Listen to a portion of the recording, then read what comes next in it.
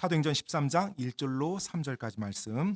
한편 안디옥에 있는 교회에 어떤 대언자들과 교사들이 있었는데 그들은 바나바와 니게르라 하는 시므온과 구레네 루기오와 사분 영주 헤롯과 함께 양육받은 마나인과 사울이더라.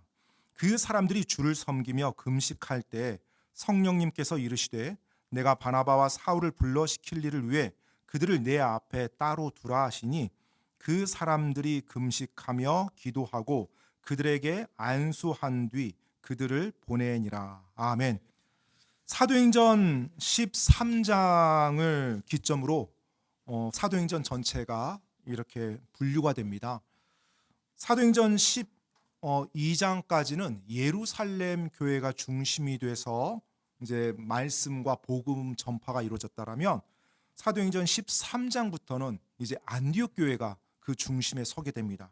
그리고 말씀과 복음 전파에 대한 모든 사역이 이제 안디옥 교회를 중심으로 이루어지고 있고요. 또 사도행전 12장까지는 유대인들 중심으로 복음이 전파됐다라면 이제 사도행전 13장부터는 이방인들 중심으로 복음이 전파되기 시작합니다. 이제 본격적으로요. 그래서 사도행전 13장에 들어가면서부터 우리가 흔히 알고 있는 바울의 선교 여행, 전도 여행이 이제 시작이 돼요. 이제 세 번의 그 전도 여행, 선교 여행이 기록되어져 있는데요. 사도행전에는 바로 첫 번째 이제 1차 선교 여행이 바로 사도행전 13장에서부터 시작이 됩니다. 그래서 사도행전 13장부터 이제 전혀 다른 이제 또 양상으로 이 말씀이 기록된 걸 볼 수가 있는데요. 오늘 저는 이 사도행전 13장 1절로 3절 말씀 이 세 구절을 보면서 그리스도인의 삶이 어떤 삶인지 그리고 그리스도인의 삶이 어떠해야 하는지 좀 이런 전체적인 총체적인 크리스찬의 삶을 좀 보길 원합니다. 이 안디옥 교회와 그리고 안디옥 교회가 파송하는 바나바와 바울 이 사건을 통해서요. 자, 사도행전 13장 1절에서 보게 되면 안디옥 교회를 섬겼던 5명의 사역자들이 기록되어져 있습니다. 제가 다시 한번 읽어드리겠습니다. 사도행전 13장 1절 말씀. 한편 안디옥에 있는 교회에 어떤 대언자들과 교사들이 있었는데 그들은 바나바와 니게르라 하는 시므온과 구레네 루기오와 사분 영주 헤롯과 함께 양육받은 마나인과 사울이더라. 지금 5사람이 언급이 됐었습니다. 일단 이 5사람을 잠깐 좀 보면 첫 번째 언급된 사역자는 바나바입니다. 이 바나바는 이미 여러분 사도행전 강의를 하면서 많이 들었을 거예요. 사도행전 4장, 9장, 11장에서 이미 이 바나바에 대해서 언급이 됐습니다. 바나바는 레위 지파 사람이고 키프로스 섬 출신의 요새라는 이름을 가진 사람이었죠. 그런데 사도들이 그에게 바나바라는 이름을 이렇게 불러준 거예요. 지어준 거죠. 이 바나바라는 이름의 뜻은 위로의 아들, 격려의 아들이란 뜻입니다. 즉 그가 예루살렘 초대교회에서 어떤 모습으로 성도들을 섬기고 교회를 섬겼는지를 보여주는 좋은 이름이에요. 항상 사람들에게 위로와 격려를 주고 믿음 안에 서 있도록 이렇게 북돋았던 사람이 아닌가. 바로 이 사람이 이제 바나바입니다. 예루살렘 교회에서 이 사람을 나중에 이제 안디옥으로 파송을 보내죠. 왜냐하면 안디옥에 믿는 자들이 생겼다는 것을 들었어요. 그래서 그 믿는 자들을 말씀으로 올바르게 가르치고 돕기 위해서 바나바를 이제 보냅니다. 소위 말해서 사역자를 보내준 거예요. 안디옥 교회 그 믿는 자들을 위해서. 그래서 바나바가 안디옥 교회에 와서 말씀 사역을 합니다. 그리고 우리가 이미 사도행전 11장에서 본 것처럼 그 말씀 사역이 너무 아름답게 잘 진행이 됐어요.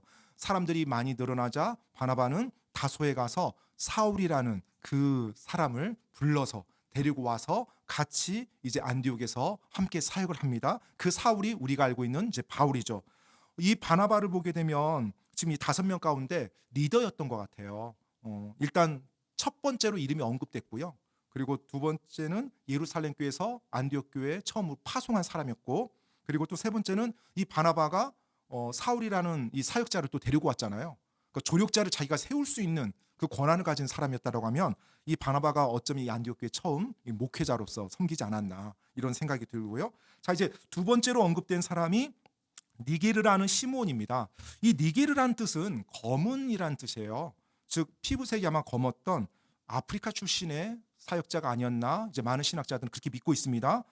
그래서 아프리카 출신의 많은 사람들이 예수님을 믿었고요. 당시도 유대교를 이 아프리카 쪽에서도 믿는 자들이 많았죠. 그래서 사도행전 2장의 오순절 사건에 보면 아프리카 지역에서 온 유대인들도 많았습니다. 예루살렘 경배하러. 아마 이 시몬이라는 사람도 아프리카 쪽에서 온 유대인이 아니었나. 왜냐하면 시몬이라는 이 이름은 또 유대인들에게 주어지는 이름이거든요. 우리가 이름이나 성을 보면 어느 나라 사람인 줄 알잖아요. 뭐 팍이라든지 뭐 김이라든지 이거 주로 한국의 성이고, 또 뭐 미국에서 보면 뭐 베트남 쪽 관련된 성이 있고 또 중국 쪽 관련된 성이 있고, 이 성들이 다 이렇게 구별되어 있거든요. 이 시몬이란 이름도 역시 마찬가지입니다. 성 이름도 유대인들에게 주어지는 그런 흔한 이름이었거든요. 그래서 유대인인데 아마 유대교로 개종한 사람이었거나 아니면 유대 혈통이 있거나, 그런데 피부색이 검은색이었다. 즉 아마 흑인이 아니었나, 이런 식으로 추정이 됩니다. 그리고 세 번째 사람은 구레네 루기오라는 사람이에요. 이 구레네라고 말하면 북아프리카 리비아 지역입니다. 지금의 리비아 지역. 그러니까 지중해 연안에 있는 나라죠. 그런데 북아프리카 대륙이에요. 즉 이집트도 지중해 연안에 있고 리비아도 지중해 연안에 있습니다. 그 리비아 쪽에 있는 지역이 구레네 지역이에요. 이 구레네 지역은 헬라 문화권 도시였고요. 헬라 문화권 안에서 유대인 공동체가 굉장히 왕성하고 크게 이렇게 운영이 되었다고 합니다. 그래서 앞에서 제가 말씀드렸던 것처럼 사도행전 2장 오순절 사건에 보면 이 구레네 출신들이 또 예루살렘까지 와서 경배드리는 모습이 나와요. 오순절에. 그래서 이 구레네 출신 루기오라고 할 때 아마 이 리비아 지역에서 살았던 유대인이 아니었나, 그리고 예수님을 믿었던 사람이 아닌가, 이런 식으로 우리가 생각해 볼 수가 있습니다. 즉 북아프리카 출신입니다. 이 루기오는요. 구레네 지역이니까요. 그리고 이제 네 번째 언급된 사람이 사분 영주 헤롯과 함께 양육받은 마나엔이라는 사람이에요. 마나엔. 이 사분 영주 헤롯이라고 하면 일단 여러 명의 헤롯이 나오는데, 예전에도 제가 한번 설명드렸지만 바로 헤롯 안디바를 의미합니다. 사분 영주라고 할 때는 헤롯 안디바. 이 헤롯 안디바는 어떤 사람이냐면 바로 침례자 요한을 죽인 사람이에요. 그리고 우리가 복음서에 보게 되면 그 빌라도가 헤롯에게 예수님을 보낸다고 하는 내용이 나옵니다. 신문하도록. 그러자 헤롯이 예수님을 신문하고 조롱하다가 다시 빌라도에게 보내는데, 그 예수님을 신문한다고 하면서 조롱했던 왕이 이 헤롯 안디바예요. 즉 헤롯 안디바는 예수님을 직접 본 사람입니다. 그리고 침례자 요한을 죽인 바로 왕이에요. 악한 왕이죠, 사실은. 그런데 그 헤롯 안디바와 함께 양육받은 사람이에요. 그러니까 이 마나엔이라는 이 사람은 어디서 자랐다는 거예요? 왕실에서 자랐다는 거예요. 왕실에서. 굉장히 신분이 높은 사람이었던 거죠. 그런데 이 사람이 지금 어떤 사람이 된 거예요? 예수님의 복음을 전하고 예수님의 말씀을 가르치는 사역자가 된 거예요. 목회자가 된 거예요. 참 흥미롭죠. 동일한 사람이 어렸을 때 같은 왕궁에서 같이 자랐어요. 그런데 한 사람은 예수님을 대적하는 사람이 되고 한 사람은 예수님을 따르는 사람이 됐어요. 한 사람은 예수 믿는 자를 핍박하는 자가 되고 한 사람은 예수님에 대해서 전하는 전도자가 됐어요. 똑같이 어린 시절 같이 먹고 자랐던 사람들인데요. 세상은 누구를 높일까요? 헤롯 안디바를 높이겠죠. 왜냐하면 만화에는 높은 권력이나 지위 이런 부분이 헤롯 안디바보다는 그렇게 드러나지 않았던 것 같아요. 헤롯 안디바는 그래도 사분 영주로 왕이란 어떤 통치자라는 그 일을 했던 사람이었잖아요. 많은 사람들은 헤롯 안디바를 높이겠지만 하나님은 헤롯 안디바가 아니라 이 마나엔을 높일 것입니다. 당시 살았던 많은 사람들은 헤롯 안디바처럼 되기를 원했고 자기 자녀가 헤롯 안디바처럼 되기를 바랬겠죠. 하지만 그 사람들을 만약에 다시 이렇게 불러서 오늘 이 시점에 물어본다면 뭐라고 말할까요? 헤롯 안디바 원치 않는다고, 마나엔처럼 되기 원한다고 아마 그 말을 할 거예요. 왜요?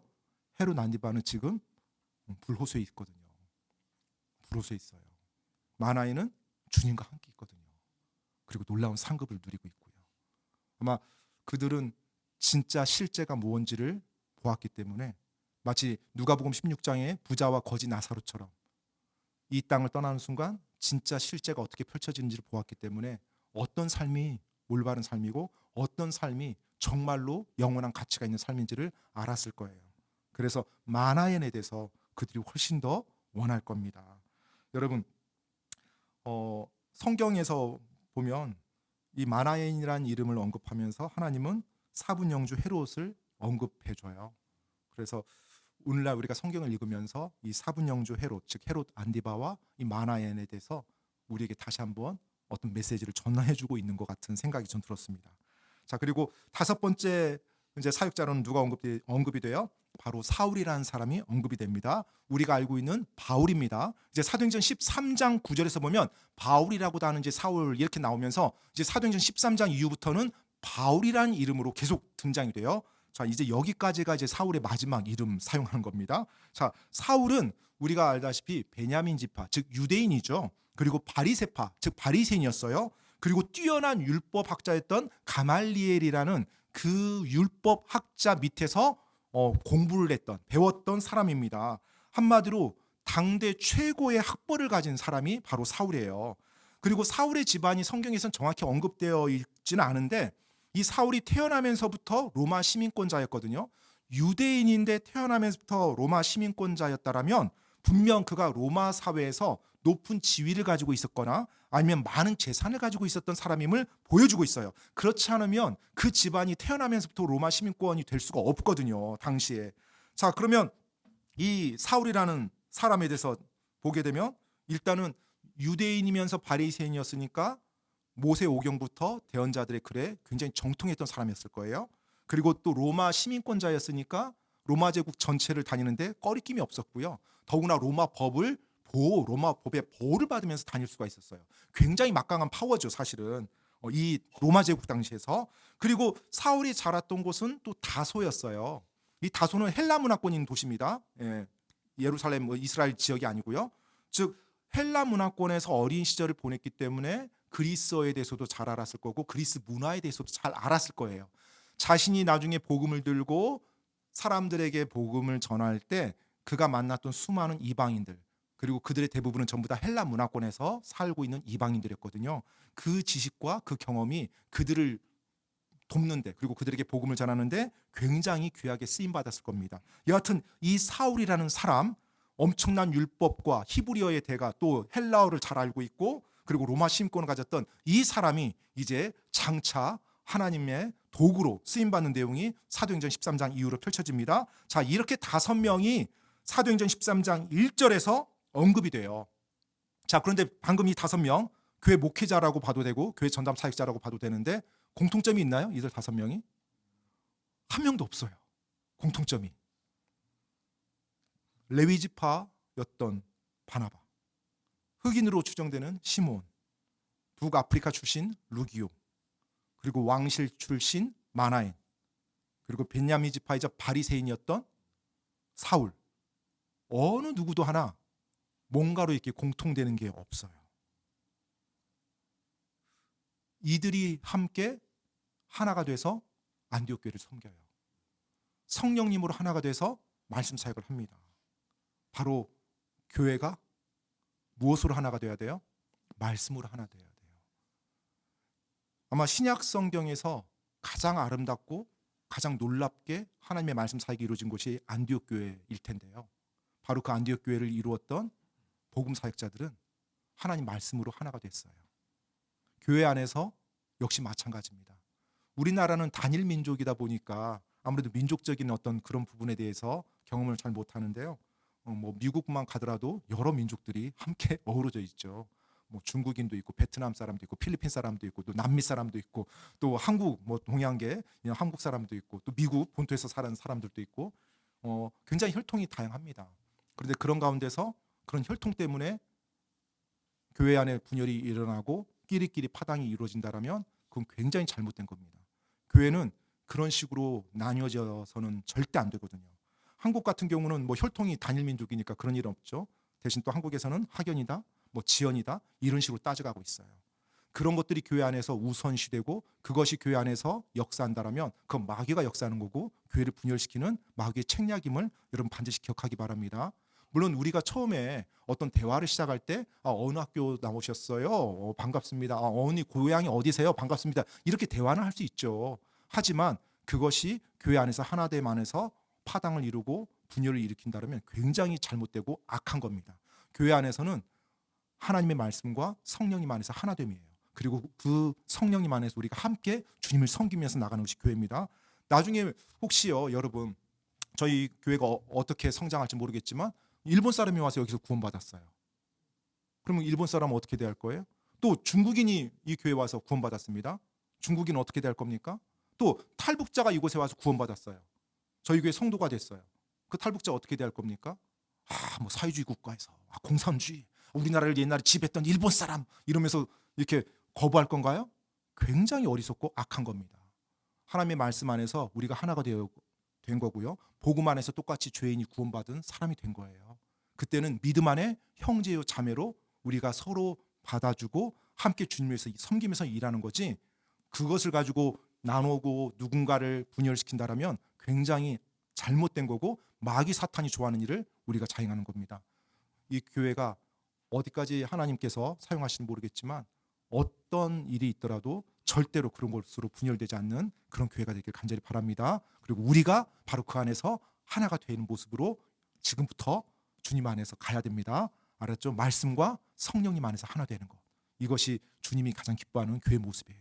알겠습니까? 자, 이제 이들 5명이 안디옥 교회에서 이제 사역을 시작하는데 얼마나 놀라웠을까요? 저에게 타임머신이 있어서 한번 돌아가서 보고 싶은 교회가 있냐고 하면 저는 안디옥 교회라고 좀 말하고 싶어요. 안디옥 교회 가서 사울의 설교는 어땠을까? 사울이 설교도 했을 거 아니에요. 5명이 이렇게 돌아가면서 성경 공부도 시켰을 거고, 바나바는 또 어떻게 설교했을까? 저는 가끔 이런 설교를 들을 때 궁금한 것 중에 하나가 항상 목소리예요. 어떤 목소리였을까?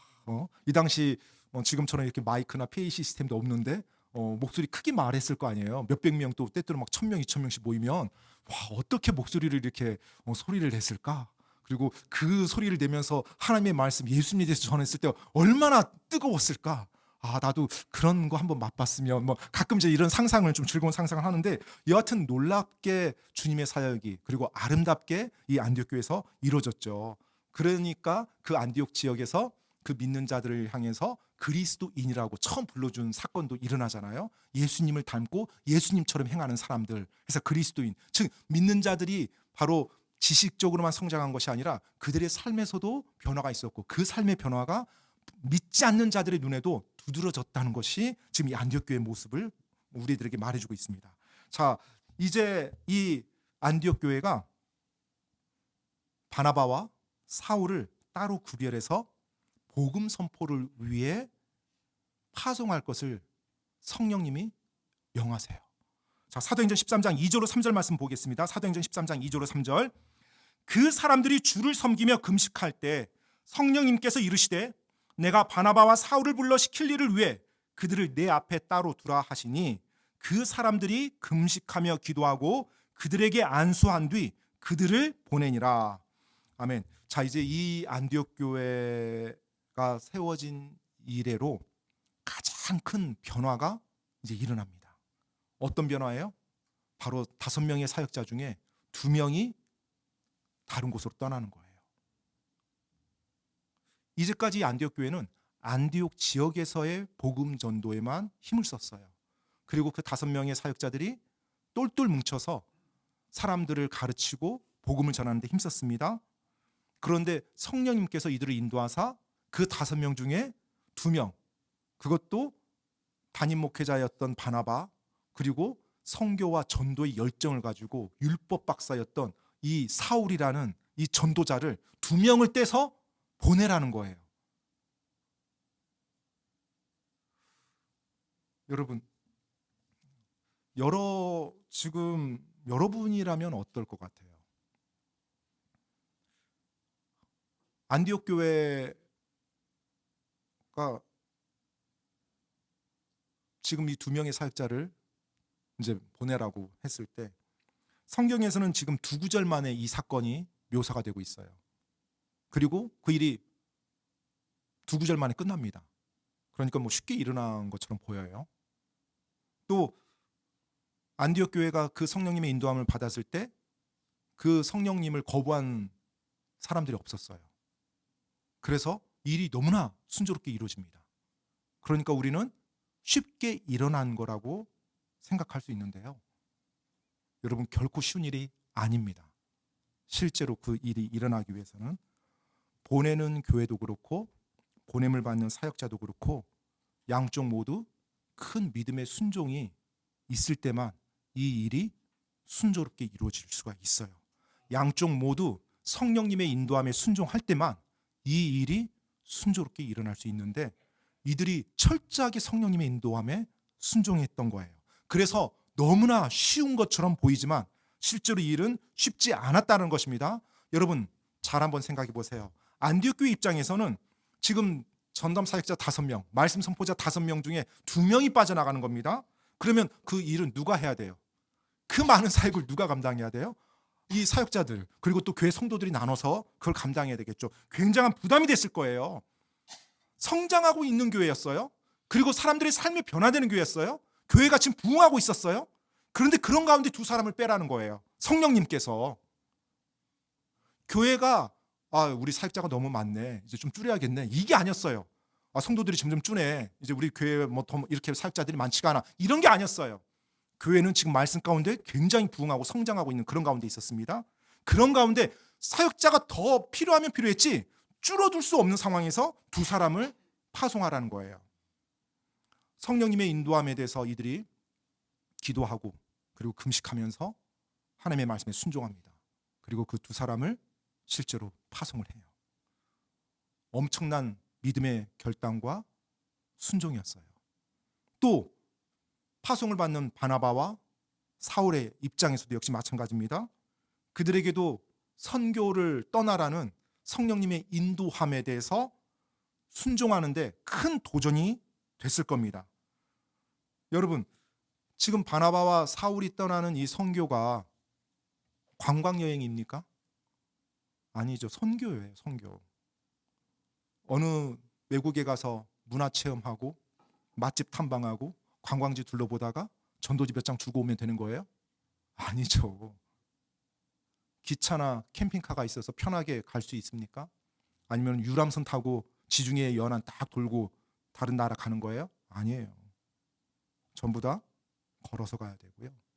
그리고 험한 산길을, 그리고 골짜기를 지나서 가야 되는 것이었습니다. 말 그대로 산 넘고 골짜기 지나서 가야 되는 고된 여행이었고요. 또 매일 잠을 어디서 자야 돼요? 길거리에서 자야 돼요. 산에서 자든지. 호텔 예약하고 아침 식사 예약하고 그리고 또 하루 시작하고, 이런 여행이 절대 아닙니다. 오늘은 어디서 자지? 그나마 마을이 있으면 다행이지만 마을이 멀리 있으면 중간에서 안전한 곳 찾아서 길거리에서 자야 되잖아요. 짐을 꾸리고. 그리고 밥은 어떻게 먹고. 이 모든 것들을 감당하면서 가야 돼요. 왜요? 복음을 전하기 위해서. 성령님이 그들에게 말씀을 선포하라고 한 그 성령님의 인도함 붙잡고 가야 되는 거예요. 이 여행이 언제 끝날까? 몰라요. 성령님의 인도함 붙잡으면서 가야 돼요. 바로 그런 가운데서 갑니다. 강도의 위험도 있었을 거예요. 야생동물의 위험도 있었을 거예요. 또 수많은 위험들이 도사리고 있었을 거예요. 하지만 그들이 왜 그 길을 떠나요? 성령님의 인도함을 따라서 떠나는 거예요. 성령님께서 말씀하셨기 때문에 그 말씀에 순종해서 떠나는 겁니다. 실제로 그 여행이, 그 여정이 어땠는지 성경은 많은 내용 기록해주고 있지 않지만 나중에 바울이 자신의 복음 사역을 위해서 자신이 당했던 그 여러 어려움을 기록한 내용이 고린도후서 11장에 나옵니다. 제가 그 부분을 한 번만 좀 읽어드리겠습니다. 고린도후서 11장 23절로 27절을 보면 바울이 하나님의 말씀 사역, 복음 사역하고 즉 선교행하면서 겪었던 그 수많은 고초들에 대해서 아주 짧게 요약해서 말해주고 있는데요. 고린도후서 11장 23절로 27절입니다. 그들이 그리스도의 사역자냐? 내가 어리석은 자처럼 말하지만 나는 더욱 그러하도다.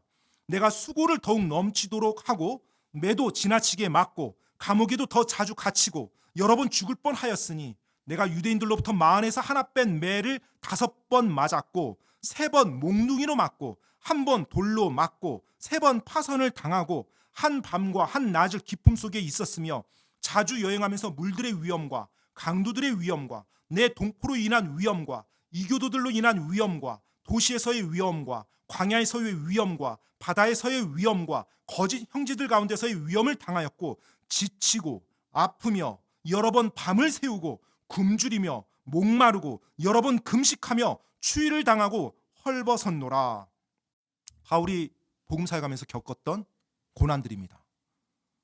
지금 너무 짧고 간략하게 언급이 돼서 쑥 한번 우리는 잊고 끝나지만 이 하나하나가 생사를 오가게 했던 그런 고통들이었어요. 25절에 뭐 예를 하나만 들어볼까요? 25절에 한 번 돌로 맞고 이렇게 돼 있잖아요. 아주 심플하게 돼 있죠. 한 번 돌로 맞고. 한 번 돌로 맞고가 어떻게 맞는 거예요? 누가 돌로 한 번 이렇게 때린 거예요? 그게 아니라 실제 사도행전에 보면 수많은 사람들에게 돌 던져 맞았죠. 그래서 사람들이 죽었다고 생각하고 그 바울의 몸을 밖으로 내던졌어요. 한 번 돌로 맞고 죽었다고 여겨질 정도로 돌에 맞은 거거든요. 이 엄청난 고난. 그래서 보통 신약의 욥이라고 그렇게 바울을 일컫고 있습니다. 엄청난 고난을 겪었던, 하나님의 말씀 사역을 하고 그 선교 여행을 떠나면서 바울은 이런 어려움과 이런 위험을 겪으며 그 일을 감당했어요. 왜요? 성령님이 인도하셔서. 그리고 예수님께서 승천하시면서 하셨던 그 사명이요. 예루살렘과 온 유대와 사마리아와 땅의 맨 끝 지역까지 이르러 나를 위한 증인이 되리라. 그런데 성령님이 이제 그 일을 하라고 인도하셨거든요. 그리고 자기뿐만 아니라 다른 믿는 자들에게도 동일한 감동을 줘서 그 일을 인도하시거든요. 결코 바울과 바나바 입장에서도 쉬운 일은 아니었을 거예요. 물론 안디옥에서의 사역도 결코 쉽지는 않았을 거예요. 하지만 최소한 안정적이긴 했을 거예요. 그 지역에서 살면서 하니까. 그런데 이제 그 안정적인 환경을 떠나서 사역을 해야 됩니다. 그 일을 왜 해요? 바로 성령님의 인도함에 순종해서요. 그들이 성령님께 순종함에 따라서 그들의 삶에 엄청난 변화가 임합니다. 그리고 그 변화가 그들의 삶을, 제가 이 단어를 좀 사용하겠습니다. 모험의 삶으로 인도해요. 모험의 삶. 모험이란 말 어디서 들어봅니까? 놀이동산에서 들어보죠. 환상과 모험이 있는 세계.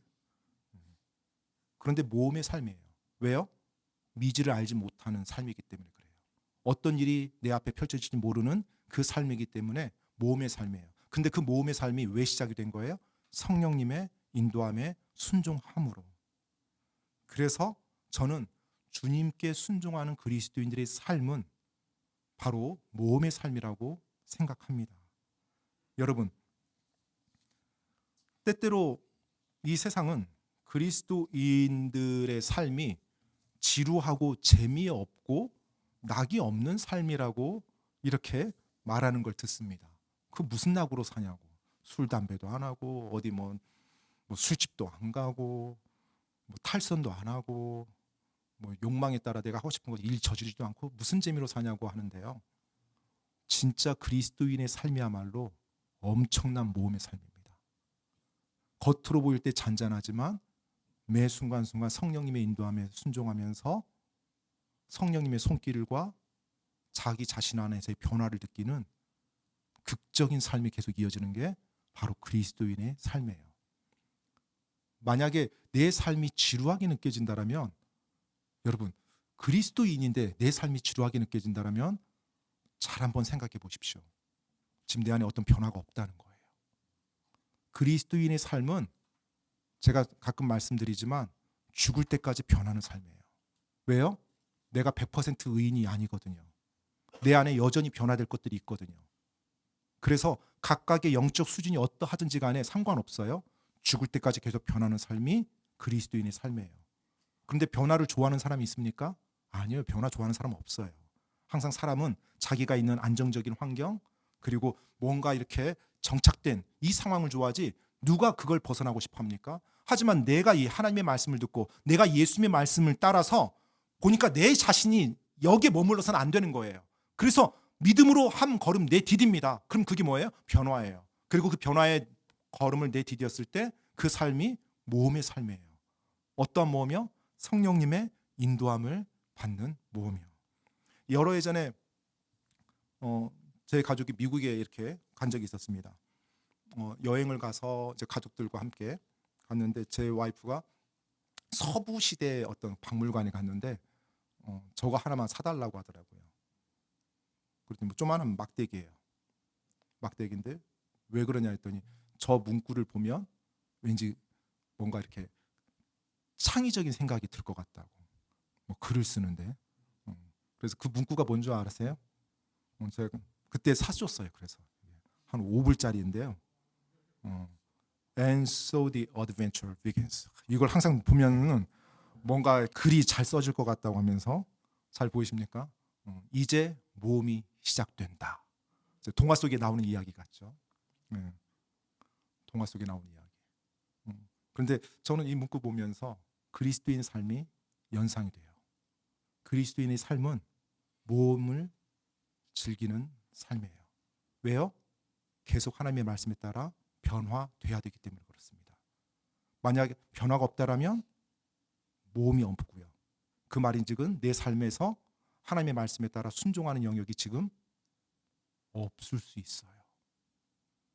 여러분의 삶은 지금 어떤지요? 사도 바울이 처음 예수님을 믿었을 때와 그리고 나중에 그가 이 땅을 떠날 때 그의 삶은 하늘과 땅 차이로 큰 변화가 있었죠. 끊임없이 하나님의 말씀 사역을 하면서 그 자신도 계속 변했어요. 무엇에 따라서? 하나님의 말씀에 따라서. 어떻게? 하나님의 말씀에 순종함으로. 바로 그 순종함에 따른 변화로 인해 그는 계속해서 모험의 삶을 살았어요. 성령님이 인도하시는 그 모험의 삶을요. 여러분, 그 모험의 삶은 해로운 삶이 아닙니다. 그리고 무모한 삶이 아니에요. 정말로 현명한 삶이고 정말로 안전한 삶이에요. 왜 모험인데 안전해요? 바로 그 모험을 내 객기로 하는 것이 아니라 성령님의 인도함을 따라서 하는 거기 때문에 그래요. 성령님의 인도함을 따라서 하기 때문에. 예전에 제가 학교 사역을 할 때 그 졸업생들을 데리고 이제 졸업하는 그 학생들을 데리고 미국에 이제 여행을 이렇게 떠납니다. 한 2주 정도 되는 여행이에요. 일주일간은 청소년 말씀 집회에 참석하고 또 일주일간은 미국에 가서 이제 서부 쪽이니까 그랜드 캐년이나 여러 캐년들을 아이들에게 데리고 다니면서 하나님의 창조 세계에 대해서 제가 이제 아이들에게 말을 해줍니다. 자, 그러면 이제 아이들이 굉장히 설레하죠. 뭐 그랜드 캐년도 보고 뭐 때때로 브라이스 캐년 이런 캐년 보면서 한국에서 보지 못했던 그 광대함, 웅장한 이 창조 세계를 보면서 놀라워합니다. 그런데 가끔 제가 이제 하루 종일 막 이제 운전을 하고 아이들을 데리고 다니거든요. 이제 차에 태워서 뭐 밴을 하나 빌려서 하든지. 그런데 어떨 때는 제가 아이들에게 그날 일정을 얘기를 안 해줘요. 일정이 변화될 수 있다. 그래서 내가 말은 못한다. 너희들이 하는 것에 따라 달려있다. 하면서 저도 이제 아이들에게 긴장감을 주면서 어디 갈지는 모른다. 그리고 무조건 가는 거다. 그런데도 아이들이 어떤 줄 아세요? 차에 타면 어떨까요? 막 무서워할까요? 애들이 무서워 오늘 어디 가는지 몰라 이럴까요? 아니면은 설레할까요? 설레하죠. 왜요? 제가 있기 때문에 그래요. 박 목사님이 우리를 인도하기 때문에. 박 목사님 차에 타면 어딘지 모르지만 또한 어드벤처. 새로운 세상을 우리에게 인도하고 오늘 또 점심 또 저녁은 우리에게 뭘 또 이렇게 사줄까? 이 설렘으로 애들 계속 오늘 저녁 뭐 먹어요? 목사님 오늘 저녁 뭐 먹어요? 막 이렇게 물어봐요. 오늘은 뭐 봐요? 물어봐요. 아이들에게 이제까지 보지 못했던 곳을 가요. 그런데 그 보지 못했던 곳을 누가 인도해요? 지금 목사님이 인도하고 있어요. 그래서 의지하면서 너무나 설레해요. 저는 크리스찬의 삶이 바로 그거예요. 만약 그 아이들이요, 여러분, 내가 새로운 곳을 한번 볼 거야 하면서 자기가 갑자기 운전대를 잡고 자기 혼자서 막 떠난다. 그럼 어떻게 될까요? 반드시 사고가 나죠. 그리고 위험하죠. 그것은 자기 혼자, 자기 멋대로, 자기 욕망에 따라 객기로 나가는 여행이에요. 모험입니다. 그건 굉장히 위험한 거예요. 하지만 크리스찬의 삶은 자기 객기로 하는 것이 아니에요. 하나님의 말씀에 따라서 그리고 성령님의 인도함에 따라서 내가 그 말씀에 순종해서 가는 거예요. 그래서 그 모험이 너무나 스릴 있고 그리고 안전하고 그 모험을 통해서 내가 성장하고 배우고 그리고 나를 인도하시는 그 성령님, 나를 인도하시는 그 하나님과 더 친밀해지는 모험이 되는 거예요. 바로 그 삶이 우리에게 주어진 삶이라는 것입니다. 아이들에게 캐년을 인도하고 또 식사를 이렇게 챙겨주면서 아이들이 굉장히 설레합니다. 저는 크리스천의 삶도 마땅히 그러해야 된다고 생각합니다. 다만 조건이 있죠.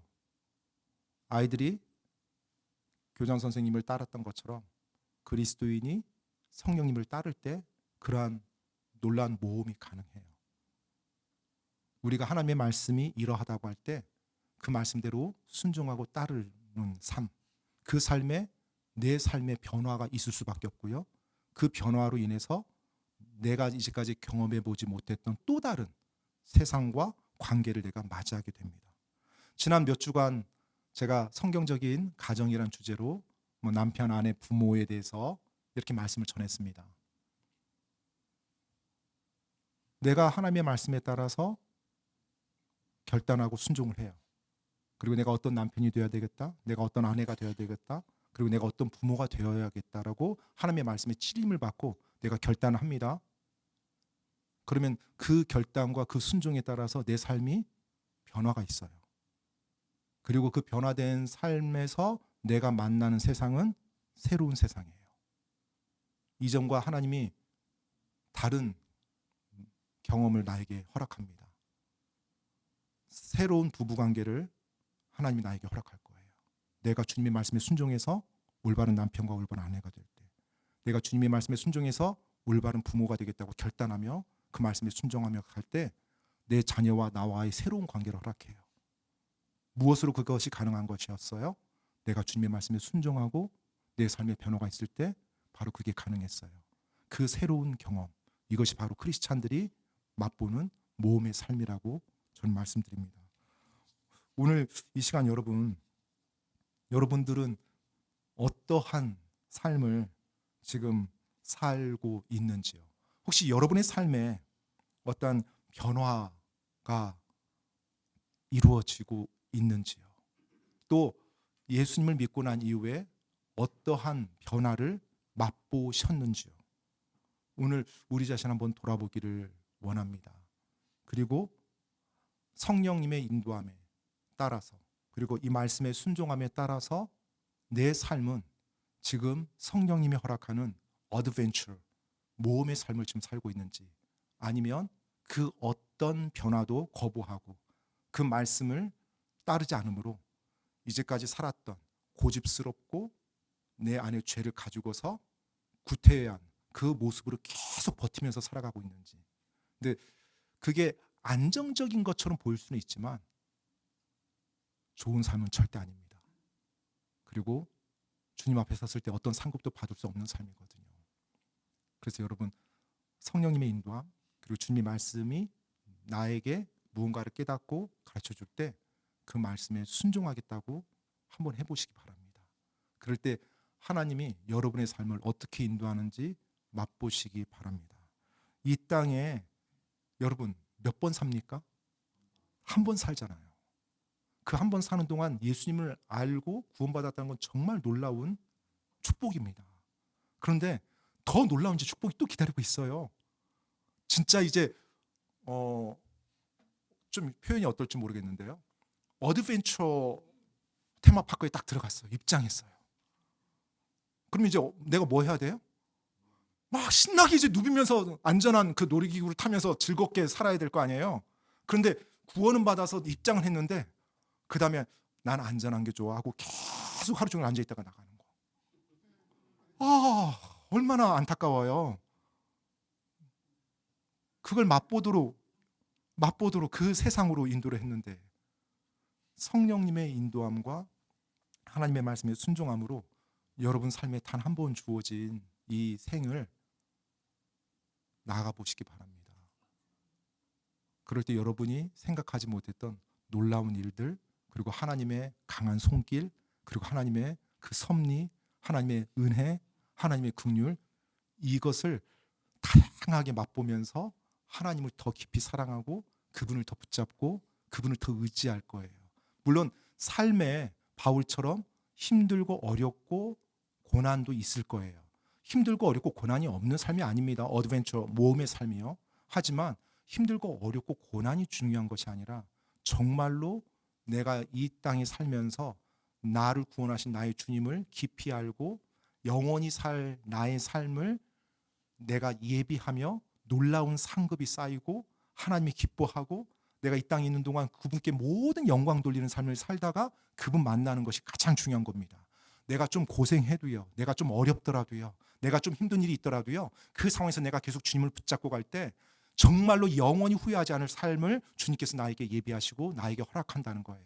그래서 매 순간 주님께서 때때로 어려운 협곡을 지날 때도 있고요, 또 골짜기를 지날 때도 있을 거예요. 또 산등성이 올라갈 때도 있을 거고요. 그럴 때마다 주님께서 나에게 주시는 성령님의 인도함에 따라서 갈 때 나에게 새로운 세상, 또 내가 경험하지 못했던 관계, 내가 경험하지 못했던 사람들, 이들을 계속 만나면서 갈 겁니다. 바로 그 삶을 여러분 한번 살아보십시오. 그 삶을 어떻게 삽니까? 일단 구원받고요, 그리고 하나님 말씀대로 내가 주님 사랑하면서 온 마음 다해 주님의 말씀에 순종하겠다고 결단하면서 살아보시기 바랍니다.